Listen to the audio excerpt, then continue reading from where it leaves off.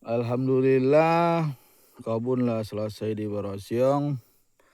Lah berosio, tunasan pun lah siap kesadonyo. Tinggal nyabui somak di batang lah.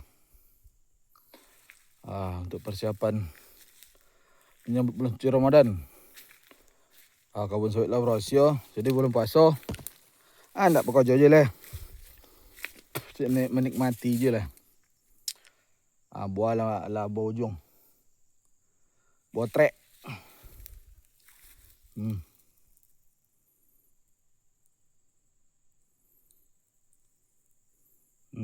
Kosong. Tinggal nyambut somak di batang lah.